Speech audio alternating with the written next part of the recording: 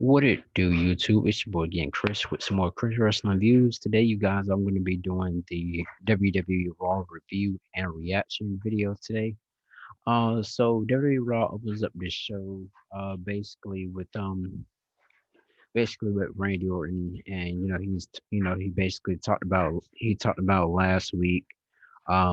He was like in a dark area, and like I say, he talked about the fireball incident, and he also had a mask on. And so I was really, happy about that. At least he wasn't wearing an eye patch. So, it was something, something different. So after the show goes on commercial, comes back on. And that really was an awesome promo Randy Orton pulled off at the beginning of the Raw. Backstage, when the show comes back on, Lacey Evans and Ric Flair are seen backstage talking about the relationship between the two. And basically, Lacey Evans was saying, that I understand how Ric Flair is the dirtiest player in the game and such, yada, yada, yada. So it was a okay little segment backstage, and the first match was Charlotte Flair versus Peyton Royce, Lacey Evans, tag team partner.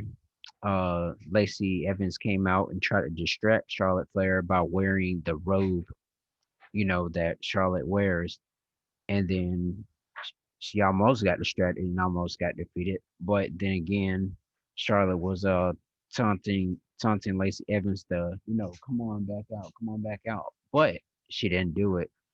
But Lacey Evans didn't come back out. So after then, um, but before the match started, I'm sorry, you guys. Before the match had started, Peyton Royce did a sneak attack on Charlotte Flair as well.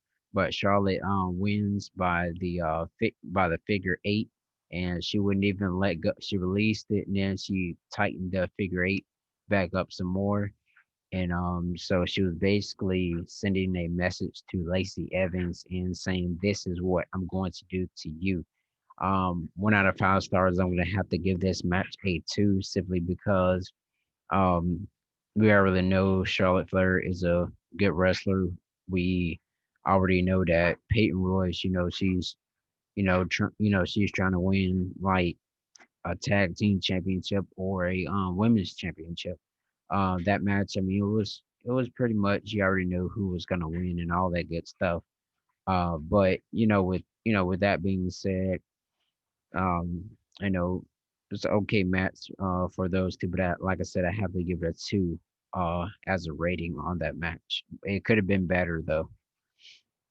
So also it may be a possibility as well, you guys. I jotted down in my notes that it could be Asuka and Charlotte Flair versus Lacey Evans and Peyton Royce for the WWE Women's Tag Team Championships, possibly at the Royal Rumble or possibly before WrestleMania or after the Royal Rumble. But who knows?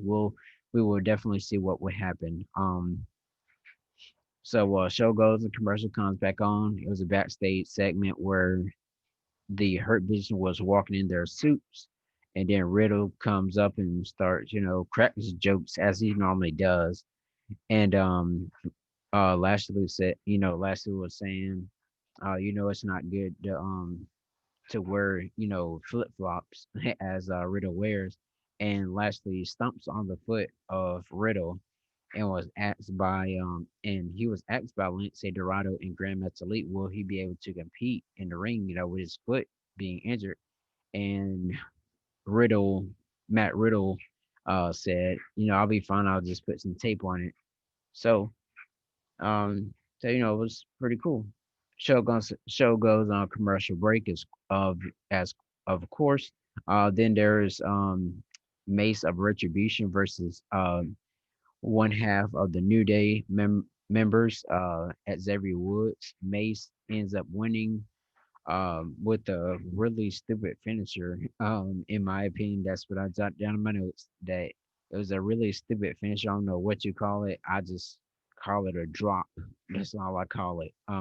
After the match, they stand over at Xavier Woods, and then the show goes in commercial. On that match right there, you guys, I have to give that match a one because that match was already predictable. I mean, you already got Tibor out there. You already got Mustafa Ali out there. You already got Slapjack out there.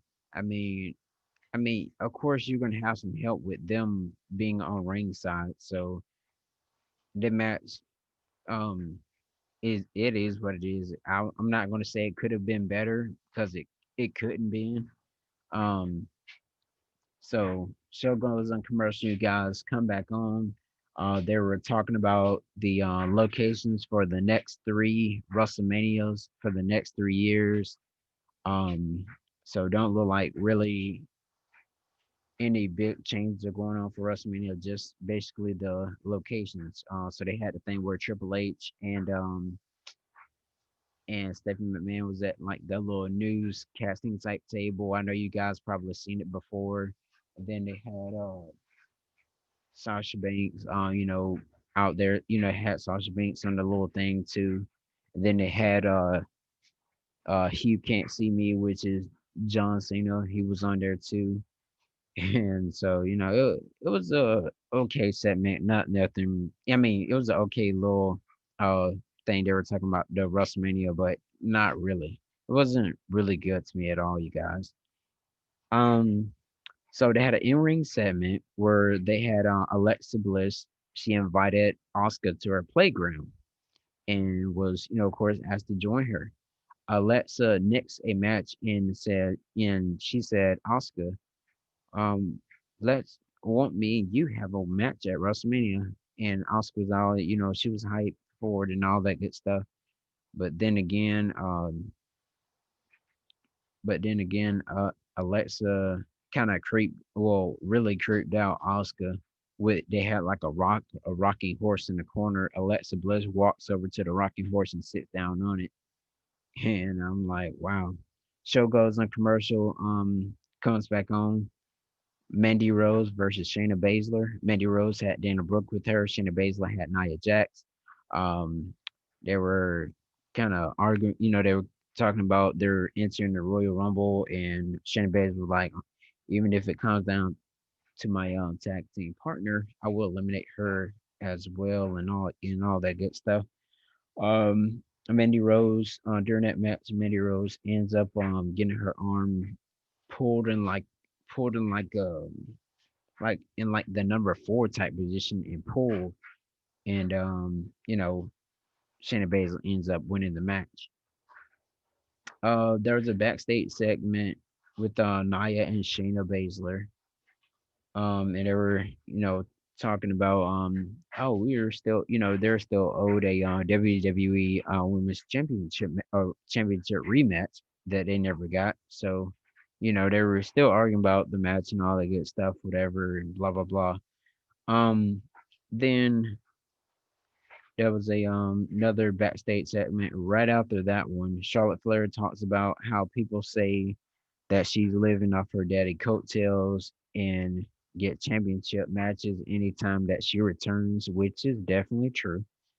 And so yeah. So there was another segment backstage. We seen WWE official Adam Pearce and Ricochet talk about his match tonight against AJ Styles. AJ Styles, of course, walks up with almost I call him Jordan though.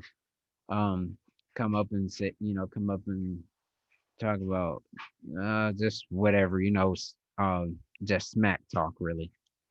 That match, this match right here, Ricochet versus AJ Styles. Ricochet goes for the style, well, goes for a move, of course. AJ Styles reverses it into the Styles clash, but Ricochet reverses it before he connects to the Styles clash and hits a brainbuster on AJ. Well, AJ hits the brainbuster. Excuse me. AJ hits the brainbuster on Ricochet, but Ricochet kicks out. AJ Styles goes for his signature move, the phenomenal forearm, and Ricochet catches it with like a code breaker type move. But Ricochet get style clashed by AJ Styles. So that match went pretty good. Those two competitors, they're great competitors. Ricochet, he deserves a chance more than just getting beat down. AJ Styles, he's a might as well say 19-year veteran now within a professional wrestling company. He can clarify himself as the best in the world because he's been in New Japan Pro Wrestling. He's been there for a he's been there for a good little while. He knows things. He's been in brutal matches. He's been in TNA Impact Wrestling. Um, and it's just, AJ is a phenomenal guy, and I have to give props to him. And for him doing, doing what he does best. I've been watching AJ Styles, like I said, when he was in New Japan Pro Wrestling, and also when he was in TNA Impact Wrestling, when he was the younger AJ Styles with the haircut, not with the hair though. Um, but that was a 5-star match. I have to give that match a 5-star out of any match that happened tonight on Raw. So after that match happened, they had a little segment with the dirt sheet where Miz and Morrison get has the little dirt sheet. Of course, their special guest is is supposed to be Goldberg, but then again, it was Gilbert. And I know most of you wrestling fans back in the early 80s and 90s, y'all remember Gilbert. And after then, they had some kind of big husky, midi, kind of like a husky looking like guy that was dressed up as Drew McIntyre with the entrance music and the all that stuff. But anyways, that goes off. Really don't care about how it ended. They had the 6-man tag team match, the Hurt Business versus Riddle, Grand Metalik, and Lindsay Dorado. The hurt Shelton Benjamin and Cedric Alexander, they argued during the whole entire match. One wanted to get tagged in, the other one slaps the other one, the other one pushes the other one out the ring. So Shelton basically pushed Cedric Alexander out the ring through the ropes. And so after then, Bobby Lashley, he tags himself in, gets in the corner, spears, let's say spears on Grand Metalik. After spears Grand Metalik, um, locks in the hurt lock, and to pick up the victory, because all the things Cedric Alexander and Shelton Benjamin were gonna do was gonna argue during the whole match and end up losing. After the match, Riddle gets a cheap shot on Bobby Lashley with the high knee, and that closes that match. Drew McIntyre comes up on the screen. He talks about how much he wants to be at Raw, and he talks about how much respect he has for Goldberg himself. But he said he's not going to let that get in the way of him keeping his WWE Championship. He'll do whatever it takes to keep it. Um, and he said that he's going to be on Raw next week, of course, and Goldberg, he's going to be on Raw next week as well. So they had a match right here: Jackson Ryker versus Jeff Hardy. The match went pretty steady. Jackson Ryker, he's a great competitor. He I know him when he was named Gunner from TNA. Um, I mean, yeah, the match was good and everything, but it ended up being a no disqualification match. I mean, not no disqualification match, but ending up that Riker basically got disqualified by Elias knocking Hardy off the top post because Jeff Hardy was up there for the Swanton, but Lindsay not. Excuse me, you guys. Dang, I am so out of it right now. I guess it's time for me to go to bed. But but Elias didn't want Jackson Riker to get Swanton. Then they start, arguing like, oh, nobody can't kick out the Swanton. And then so Riker was like, "Yeah, I can kick out of it," and blah blah blah. So the show goes off. Main event time, you guys. Really wasn't a match, but going back to Riker versus Hardy, I gave that match a two. Match could have been definitely greater than this, but they had to get to that main event, which was Asuka versus Alexa Bliss. In that, it was just mainly like Alexa Bliss just looking weird. They had purple lighting, and it was like just weird. Alexa Bliss that had a hand behind her back the whole time, and Oscar got a few kicks in, but the winner of that match was Alexa Bliss. She did the kid, the little Sister Abigail move, and then pinned the WWE Raw's Women's Champion Oscar. So that closed out the show, you guys. The show tonight, I wouldn't. I mean, I can say it was okay. It wasn't a great show. It wasn't a good show. But out of the whole show, 1 out of 10 stars. I'm gonna give this whole show of a rating as a 5.6. Um, so the only match that really kind of bumped it up and got me interested was the Ricochet versus AJ Styles match. If y'all agree, make sure y'all slap that like button, and all that good stuff. So y'all, yeah, subscribe to my channel. Also hit that bell up there for the no, so you can not miss any of my videos, and hit all, will click all. Also follow me on Twitter at Chris WV9. Like I said in most of my other videos, if you want to be a part of Chris Wrestling Views, you want to be on here with me one on one or as a group. Let's do this thing and let me know. Also, I got Chris Wrestling Group where you can join me in my Facebook group with me and a couple of other friends. In my last one, I got Instagram Chris King 9. Follow me on there, and let me know, like y'all. Let me know what y'all want to hear on Chris Wrestling Views. Have me to do a video over these wrestlers versus these wrestlers, or uh, what pay per views didn't you like, what pay per views you did like, or just something like that. I really do appreciate y'all for taking time out of y'all day to support to support my channel, to subscribe to me and view all my videos. So with that being said, you guys, we don't have any wrestling on Tuesday. Well, we do actually got some wrestling on Tuesday. We got AEW Dynamite though. Yeah, we got AEW Dynamite coming on. No. AEW Dark. Excuse me. AEW Dark comes on Tuesday at 7 p.m. Make sure y'all check that out as well. We got what else? I think Impact Wrestling come on as well, you guys. Make sure y'all check that out too.